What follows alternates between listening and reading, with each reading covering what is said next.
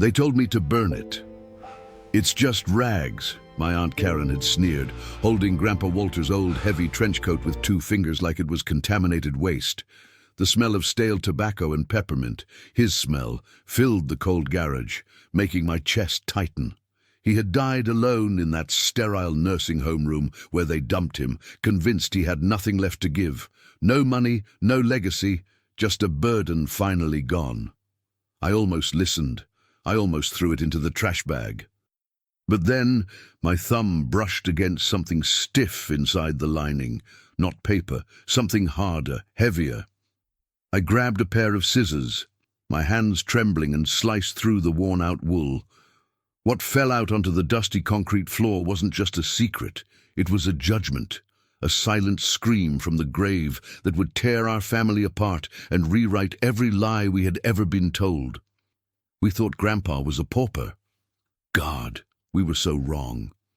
To understand why my hands were shaking in that cold garage, you have to understand who Walter Simmons was before the silence took him. You have to rewind the tape, past the sterile smell of the nursing home, past the arguments about inheritance, and go back to the smell of sawdust, rain, and that specific sharp scent of peppermint candies he always kept in his pockets. To the rest of the family, to my mother and Aunt Karen, he was just an old man who took up too much space, a relic of a time they wanted to forget. But to me, he was the only solid thing in a world that felt like it was constantly shifting under my feet. My childhood wasn't unhappy exactly, but it was loud. My parents were always chasing something, a promotion, a bigger house, a newer car. There was always a frantic energy in our home, a constant pressure to be more, to have more. But Grandpa Walter operated on a different frequency entirely. He lived in the small guest cottage at the back of our property, a place that felt like a different planet. While the main house was filled with the white noise of television and phone calls, Grandpa's cottage was filled with the rhythmic sound of a whittling knife against cedar, or the soft crackle of his old radio playing jazz. I spent every afternoon there. I can still close my eyes and see the way the dust motes danced in the afternoon sun that slanted through his window. He wasn't a man of many words, but he didn't need to be. His presence was a weight, a grounding force. When I was bullied in the 4th grade, I didn't run to my mother, who would have called the principal and made a scene. I ran to Grandpa. I remember bursting into his workshop, tears streaming down my face, humiliated because of my cheap sneakers. He didn't look up from the birdhouse he was sanding immediately. He let the silence settle me. Then he set down his tool, wiped his hands on his trousers, and pulled me into a hug. That was where the coat came in, that heavy wool trench coat. It was beige, stained with oil in a few places, and fraying at the cuffs even back then. In the winters, he wore it like a second skin. When he hugged me, the rough wool scratched my cheek, but it was the most comforting sensation in the world. He would wrap the sides of the coat around me, turning it into a tent, a fortress where the outside world couldn't touch me. Inside that coat, it was warm. It smelled of him, earthy and safe. "Listen to me, kid," he told me that day, his voice a low rumble against my ear. "A man isn't defined by the shoes on his feet. He's defined by where those feet take him and who he lifts up along the way. Remember that." He taught me how to see the world differently. My parents saw things for their price tags. Grandpa saw them for their stories. We would walk through the woods behind the subdivision, and he would point out a twisted oak tree. "See that?" he'd ask. "Most people would cut that down because it's not straight. But look at the roots. Look how it held onto the earth during the storm. That's resilience. That's value." He was teaching me how to be a man, but I didn't realize it then. I just thought we were looking at trees. There was one memory that stands out, sharper than the rest. I was 10 years old. It was a torrential downpour, a real storm that turned the sky black in the middle of the day. My mom had forgotten to pick me up from soccer practice. I stood under the metal awning of the field, shivering, watching the other cars splash away until I was the last one left. I was terrified. The thunder shook the ground, and then, through the sheet of grey rain, I saw a figure walking. Not driving. Walking. It was Grandpa. He didn't drive anymore because his eyesight was failing, so he had walked 2 miles in the storm to get me. He looked like a giant emerging from the mist, that coat soaked through, dark with water. When he reached me, he didn't complain. He didn't blame my mother. He just smiled, that crinkly-eyed smile that made me feel like I was the most important person on earth. He unbuttoned the coat and held it open. "Hop in, partner," he said. We walked the 2 miles back with me huddled against his side, half of the coat wrapped around my shoulders, his arm like an iron bar protecting me from the wind. We were a single unit, marching through the storm. I remember looking up at him, water dripping from the brim of his hat, and thinking he was invincible. I thought he was a king in disguise. That was the tragedy of it, really. I saw a king, but my family only saw a peasant. As the years went on, I watched the way they treated him change. It started with small disrespects, rolls of the eyes when he told a story they had heard before, leaving him out of dinner conversations. Then it became more overt. They complained about the cost of his medication. They complained that his cottage was an eyesore and they wanted to renovate it for a pool house.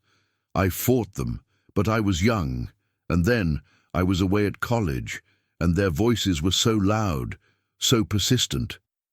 Grandpa never fought back. That was the thing that haunted me most. He absorbed their disdain, like the old oak tree absorbed the storm. He took their insults with a quiet dignity that infuriated them even more. He wore that coat less and less as his health declined, and eventually it just hung on the hook by the door of the cottage, a silent sentry watching the slow decay of his place in the family. But whenever I came home to visit, the first thing I would do was go to that hook, touch the rough wool, and for a second I would be 10 years old again, safe from the rain, protected by the strongest man I ever knew. I didn't know then that the coat was doing more than just hanging there. I didn't know that while my family was busy, calculating how much money he was draining from their bank accounts, Grandpa Walter was building something else entirely. He was a man who understood the value of hidden things, of roots beneath the soil, and as I stood in the garage years later, holding the scissors, remembering the warmth of that wool against my cheek, I realized that the flashback wasn't just a memory, it was a clue. He had told me, value is in the stitching. I just hadn't looked close enough until it was almost too late. The betrayal didn't happen all at once. It was a slow erosion, like water wearing down a stone until it finally cracks. The shift in my family's attitude toward Grandpa Walter mirrored the decline of his health, but where his body grew frailer, their hearts grew harder. The conversations at the dinner table stopped being about his stories or his wisdom and started revolving entirely around the logistics of his existence. That was the word my mother loved to use, logistics. It was a cold, sterilized way of talking about a human life, stripping away the blood and history until all that remained were expenses and inconveniences. I remember the Sunday afternoon the decision was made. I was visiting from the city, sitting at the mahogany dining table that Grandpa had actually built for them as a wedding gift 30 years prior, a fact they seemed to have conveniently forgotten. My mother sat at the head, a spreadsheet open on her laptop. Aunt Karen was pacing the room, a glass of wine in her hand, her heels clicking a nervous, impatient rhythm on the hardwood. "We simply can't keep the cottage heated through another winter," Karen said, not even looking at me. "The insulation is shot, the pipes are old, and honestly, Walter is becoming a liability out there. What if he falls? What if he leaves the stove on? We could be sued. We could lose the house." "He hasn't left the stove on once," I argued, my voice rising. And he loves that cottage. It's his home. He built it with his own hands. My mother sighed, closing the laptop with a decisive snap. It's not about what he loves anymore, honey. It's about what's sustainable. We are bleeding money, paying for his prescriptions and his groceries. And the property value. Listen, if we converted that cottage into a rental unit or a pool house, it would actually generate income. Right now, it's just a drain. There it was, the naked truth. Grandpa Walter wasn't a father or a grandfather to them anymore. He was a negative asset on a balance sheet. I looked at their faces and saw no conflict, no sorrow. I only saw calculation. They had already mourned him while he was still alive, burying him under layers of resentment because he had the audacity to keep living without contributing to their lifestyle. The day we moved him to Sunnyvale Meadows was the darkest day of my life. The name was a lie. There were no meadows, just a sprawl of grey concrete and manicured hedges that looked like plastic. We went to the cottage to pack his things.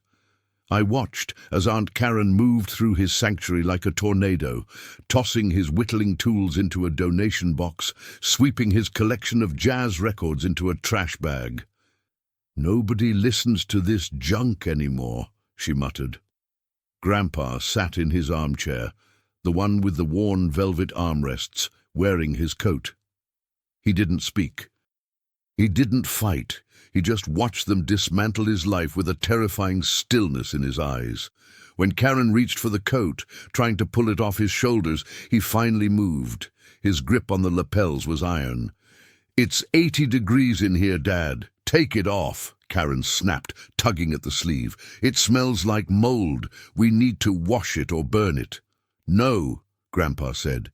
It was a single word, but it carried the weight of a final stand. He looked at me then, his blue eyes watery but piercing. "I keep the coat. I need the coat." I stepped in, pushing Karen's hand away. "Let him keep it, Karen. For God's sake, you're taking everything else. Let him have the damn coat." She threw her hands up in disgust. "Fine, but don't expect me to visit him if he smells like a wet dog." The drive to the nursing home was silent. Grandpa stared out the window, clutching the coat tight around his chest. When we got him settled into room 304, a small, sterile box with a view of the parking lot, he looked so small. The hospital bed swallowed him. The fluorescent lights hummed with a headache-inducing frequency. I sat on the edge of the bed, feeling a lump of guilt so large in my throat I could barely breathe. "I'm sorry, Grandpa," I whispered. "I'll get you out of here, I promise. Once I get my promotion, I'll get a place with a spare room." He reached out and took my hand. His skin was like parchment paper, dry and cool. He pulled me close, his voice barely a rasp. "Don't worry about the room, kid. Just keep your eyes open. People look at the wrapper, not the gift. Always remember that." He tapped the chest of his coat. "The cold doesn't matter if you have the right insulation." I thought he was rambling, his mind slipping into the fog of dementia the doctors had warned us about. I nodded, humoring him. "I know, Grandpa. It's a warm coat." "Not warm," he hissed, a sudden intensity flaring in his eyes. "Valuable, but only if you look inside." That was the last cogent conversation we had. Over the next 6 months, I watched him fade. The nursing home drained the life out of him faster than any disease could. Every time I visited, he was wearing that coat, even when the nurses complained, even when the heating was cranked up. It became a joke among the staff. "The general in his trench coat," they called him. My mother and Karen barely visited. They were too busy planning the renovation of the cottage. They had already hired a contractor before he had even passed. When the call finally came, it was 3 a.m. on a Tuesday. "He's gone," my mother said over the phone. Her voice wasn't tearful, it was tired. It was peaceful. "We're handling the arrangements. You don't need to rush over." But I did rush. I drove 3 hours at breakneck speed, crying and screaming in my car until my voice gave out. When I arrived at the funeral home a day later, the atmosphere was sickeningly practical. My mother and Karen were already arguing about the cost of the casket. "Why pay for mahogany when he's going to be cremated?" Karen was saying, flipping through a brochure. "It's a waste. Just get the basic pine." I walked away from them, needing air. I went to the garage where they had stored the few personal effects the nursing home had sent back. It was one cardboard box and a black trash bag. They had reduced 80 years of life to this. I opened the bag. There it was, the coat. Karen walked in behind me, wrinkling her nose. "Ugh, that thing stinks." I told the funeral director to just toss it, but they insisted on returning personal property. "Just put it in the bin, Mike. The garbage truck comes tomorrow morning." "He loved this coat," I said quietly, lifting it out. It was heavy, heavier than I remembered. He was senile, Mike. He was hoarding trash in his pockets. "Probably used tissues and candy wrappers. Just get rid of it. We need to clear this space for the estate sale stuff." She turned on her heel and walked out, leaving me alone with the ghost of my grandfather. I stood there in the dim light of the garage, anger boiling in my veins. They had thrown him away like garbage, and now they wanted to throw away the last piece of him. I looked at the coat, draped over my arm. It did look ragged. The cuffs were frayed, the buttons loose. Maybe they were right. Maybe it was just an old rag. I walked toward the trash can, lifting the lid. I held the coat over the abyss. But then the weight of it stopped me. It swung in my hand, oddly unbalanced. The hem hit the side of the plastic bin with a thud that didn't sound like fabric. It sounded like a solid mass. I frowned, pulling it back. I laid it on the workbench. I patted down the pockets. Empty. I felt the sleeves. Empty.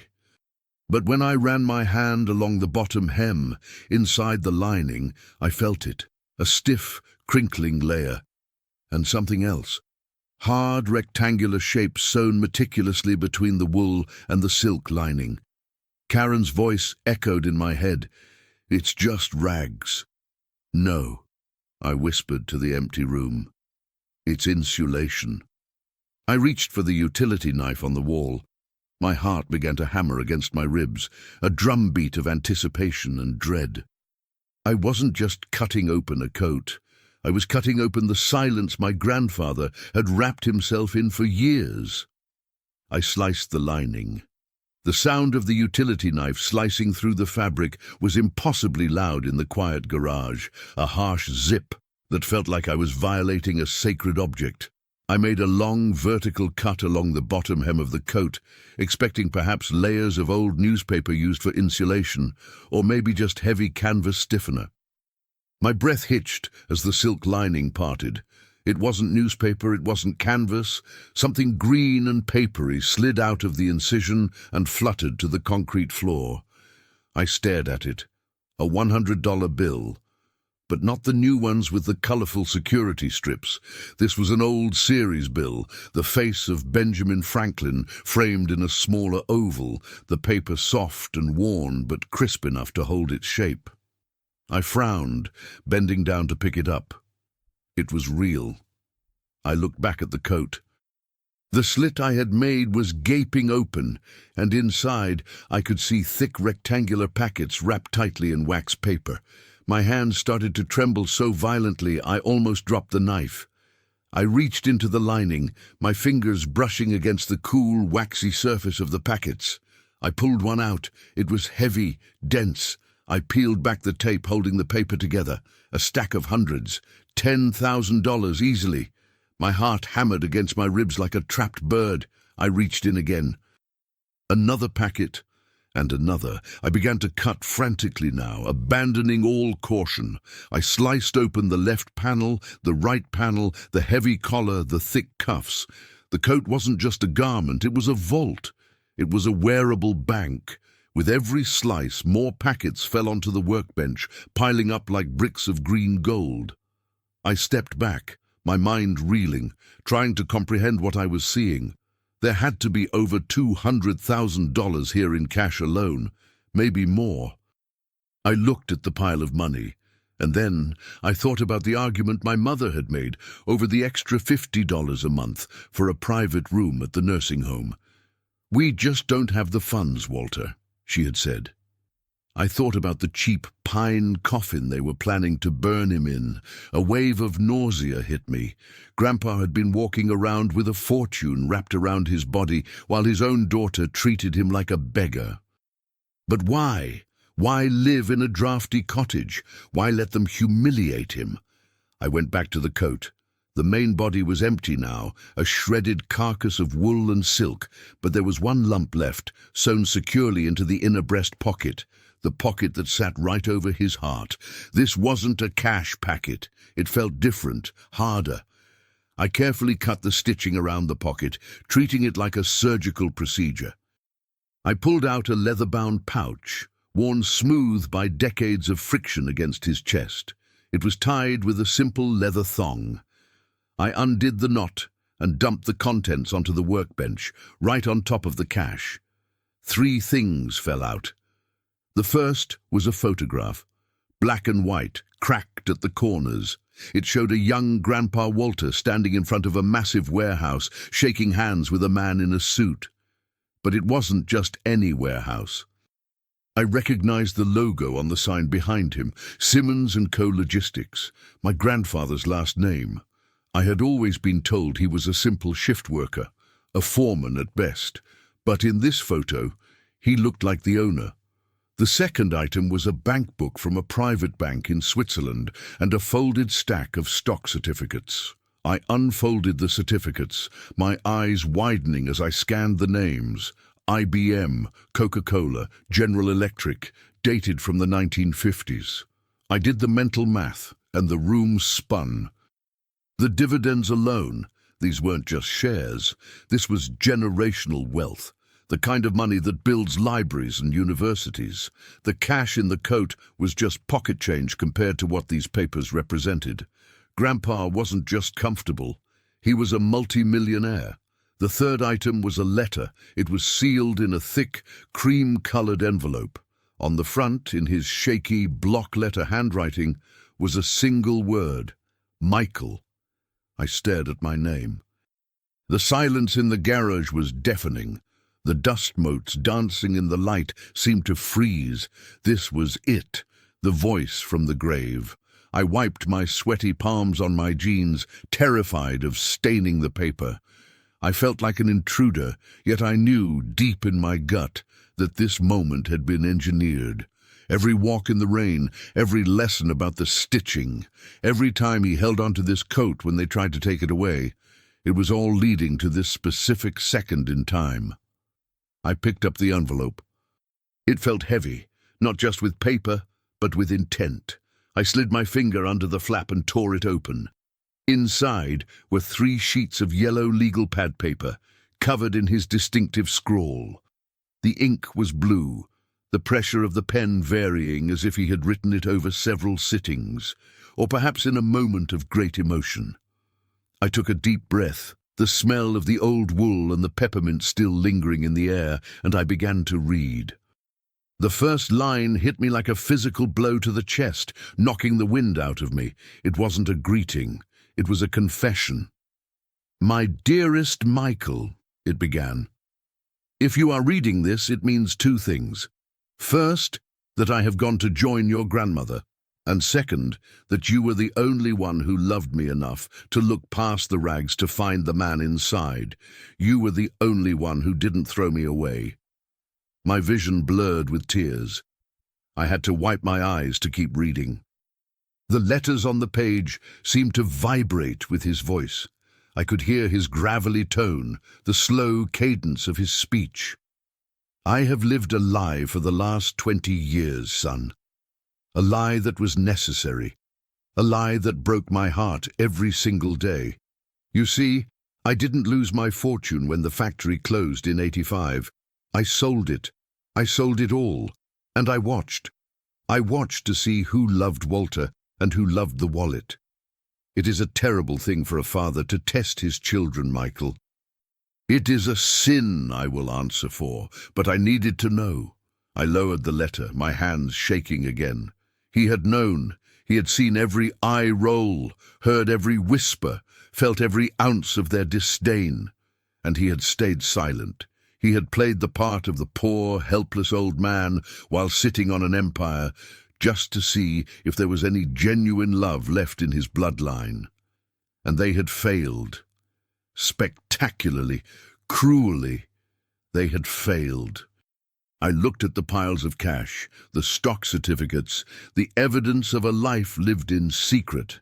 Then I looked at the door of the garage, leading into the house where my mother and Aunt Karen were currently drinking coffee and discussing how quickly they could sell his cottage.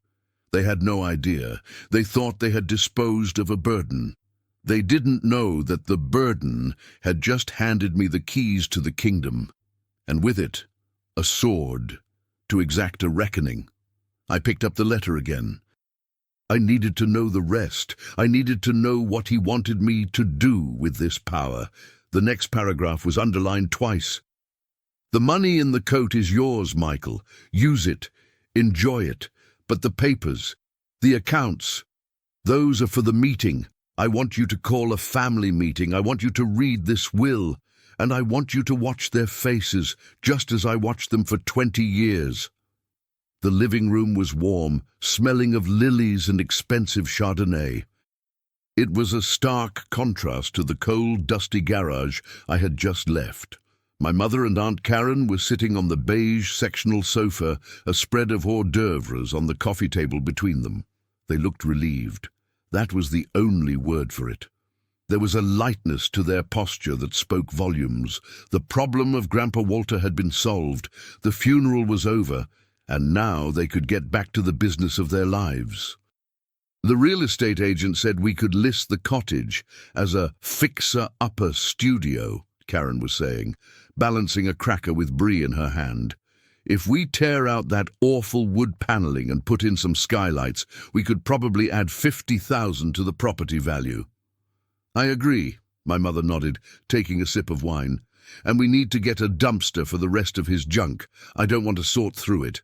Just toss it all. It's mostly trash anyway. I stood in the doorway, the leather pouch gripped in my left hand, the stack of cash and certificates tucked under my arm. I felt like a stranger in my own home, or perhaps like a spy who had just returned from a war zone to find civilians discussing the weather. I cleared my throat. They both looked up. Karen frowned, spotting the bundle under my arm. "Mike, I thought you were taking that coat to the trash. Don't tell me you brought it back inside."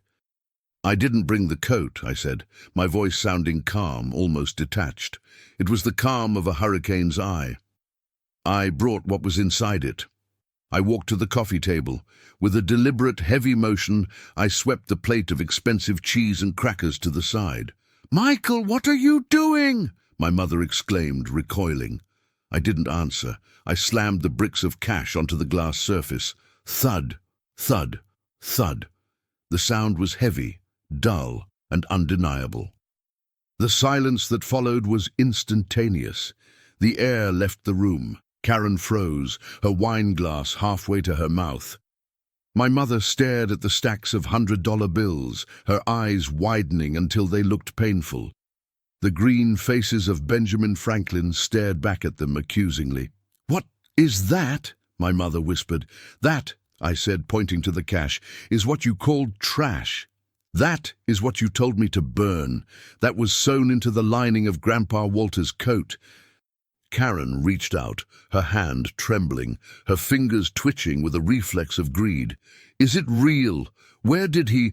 How did he?" "Don't touch it," I snapped. The command was sharp, like a whip crack. She pulled her hand back as if burned. "This is just the insulation. This is the pocket change." I threw the leather pouch onto the table next to the cash. Then I laid out the stock certificates. I spread them like a royal flush in a poker game. IBM, Coca-Cola, General Electric. Blue chip stocks purchased in 1955. I did a quick calculation on my phone in the garage, with splits and dividends reinvested over 60 years. You're looking at a portfolio worth roughly $12 million. The glass slipped from Karen's hand. It shattered on the hardwood floor, wine splashing like blood, but no one looked down. They were paralyzed. The color drained from my mother's face, leaving her looking grey and aged. 12 million? She choked out. But he couldn't afford his medication. We paid for his room. He was broke, Michael. He was a shift worker. He was the owner, I corrected her. He sold Simmons Logistics in the 80s. He didn't lose the money. He hid it. I picked up the letter. My hands were steady now. The anger had crystallized into a cold, hard resolve. He left a letter, and he has a message for you. Both of you. Read it, Karen breathed, her eyes glued to the certificates. Does it say who gets it? I looked at her with pure disgust. Even now, facing the magnitude of this revelation, her mind went straight to possession. I unfolded the yellow legal paper. He starts by talking to me, I said. But then he addresses his daughters. Listen closely. I began to read Grandpa's words, his voice filling the room, rising from the grave to deliver the verdict they had earned. To my daughters, Sarah and Karen, I know you often wondered why I didn't help you more. Why I lived in the cottage, why I wore the same coat for 20 years. You thought I was a failure. You thought I was a burden. I paused, looking at my mother. She was weeping now, a hand over her mouth. I wasn't a failure. I was a father watching his children. When I sold the company, I had a choice. I could have given you everything. I could have bought you the big houses and the fancy cars, but I wanted to see who you would become without the safety net. I wanted to see if you would love your father because he was your father, or if you would only love the man who signed the checks. Karen was pale, her jaw trembling. I watched you, I read, emphasizing every syllable. I watched you complain about my grocery bills. I watched you roll your eyes when I spoke. I watched you move me into a facility because you wanted to turn my home into a pool house. I sat in that room, surrounded by strangers, with millions of dollars in my pocket, waiting for one visit. Just one visit where you didn't check your watch, where you didn't talk about logistics. My mother let out a sob, a ragged sound of genuine pain. Oh God, Daddy. You failed, I read. The words hung in the air, brutal and final. You failed the test. You saw a coat that looked old, and you wanted to burn it. You never once thought to ask what was inside. You judged the book by its cover, and in doing so you lost the story. I flipped to the last page of the letter. This was the part I hadn't read in the garage. The legal decree. Therefore, I, Walter Simmons, being of sound mind, leave the entirety of my estate, including the cash found in my coat, the securities and the land, to my grandson, Michael. He was the only one who walked with me in the rain. He was the only one who didn't care if the coat was wet or dry, as long as I was in it. I lowered the paper. He leaves you both $1 each, I said softly, so that the will cannot be contested. He says it's to pay for the gas you used to drive him to the nursing home. The room was silent, save for my mother's weeping. It wasn't just the loss of the money that broke them in that moment. It was the mirror he had held up. They were forced to look at their own reflections, stripped of their justifications and their social standing. They were forced to see themselves as he had seen them, small, petty, and heartless. Karen slumped back on the sofa, burying her face in her hands. We didn't know, she moaned. We didn't know. That's the point, Karen, I said, gathering the papers back into the pouch. You didn't want to know. You didn't care to know. You looked at a king and saw a beggar because that's all your heart was capable of seeing. I picked up the cash, the certificates, and the letter. I looked at the shattered wine glass on the floor. I'm keeping the cottage, I said. I'm going to restore it exactly the way he had it. And the main house, well, since the land is in his name and now in mine, We'll have to discuss the logistics of your living arrangements." I turned and walked out of the room, leaving them amidst the ruins of their own greed, the ghost of Grandpa Walter standing tall in the silence behind me. I didn't evict them the next day. I wasn't cruel. Grandpa wouldn't have wanted cruelty, he wanted justice, and those are two very different things. I gave them 3 months to find new arrangements. It was plenty of time, far more time than they had given Grandpa to pack his entire life into a cardboard box. But the dynamic in the house had shifted irrevocably. The silence that filled the hallways wasn't peaceful. It was heavy with the weight of everything that had been said, and more importantly, everything that had been ignored for decades. I watched as the "for sale" sign went up on the main house, not because I forced them to sell, but because without the buffer of Grandpa's hidden financial support that they had unknowingly relied on for years, they couldn't afford the taxes. It was a poetic irony. The burden they had tried to shed was actually the pillar holding the roof up. I took the coat to a master tailor in the city, an old Italian man who looked at the shredded lining and the worn wool with a critical eye. He didn't ask why I wanted to save such a battered garment. He touched the fabric and nodded. "Good wool," he said. "They don't make it like this anymore. It has a memory." He relined it with the finest silk, reinforced the stitching and polished the buttons. When I put it on a week later, it didn't feel like a costume anymore. It felt like a mantle. It felt like armor. I used the inheritance exactly as I knew Grandpa would have wanted. I didn't buy a sports car. I didn't buy a penthouse. I quit the corporate job that was slowly crushing my soul, and I went back to the cottage. I restored it, board by board. I sanded the floors until they gleamed with the honey gold color of the original pine. I fixed the drafty windows.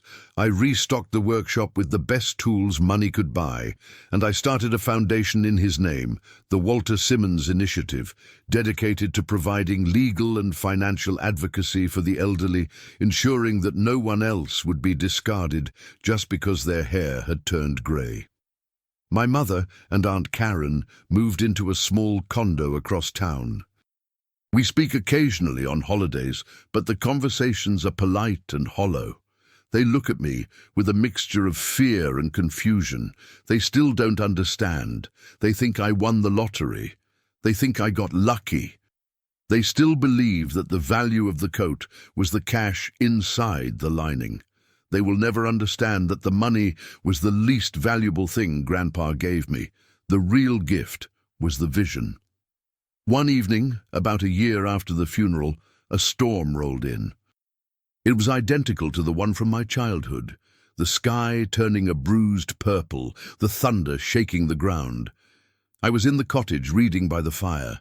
I looked out the window and saw the rain coming down in sheets. I stood up and grabbed the coat from the hook. I buttoned it all the way to the chin. I put on his old fedora, and I walked out into the storm. I walked the path to the old oak tree, the twisted one he loved. The wind whipped against me, trying to push me back, but the heavy wool held firm. I was warm, I was dry. I stood there, patting the chest pocket where the letter used to be, feeling the ghost of his hand on my shoulder. I thought about the word logistics.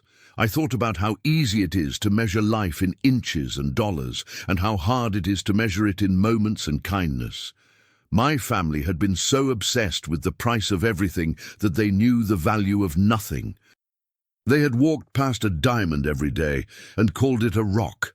Grandpa Walter played the long game. He taught me that dignity isn't something you buy.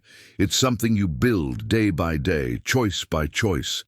He showed me that the truest test of character isn't how you treat the people who can help you, but how you treat the people who can do absolutely nothing for you. I looked up at the turbulent sky, rain dripping from the brim of my hat, and for the first time since he died, I didn't feel the ache of loss. I felt the strength of presence. "I'm listening, Grandpa," I whispered into the wind. "I'm looking at the roots." I turned back toward the cottage, the warm yellow light spilling from the windows onto the wet grass. It wasn't a palace. It was small. It was humble. But it was built on truth. And as I walked back, wrapped in the coat that had started it all, I realized I was finally the richest man in the world.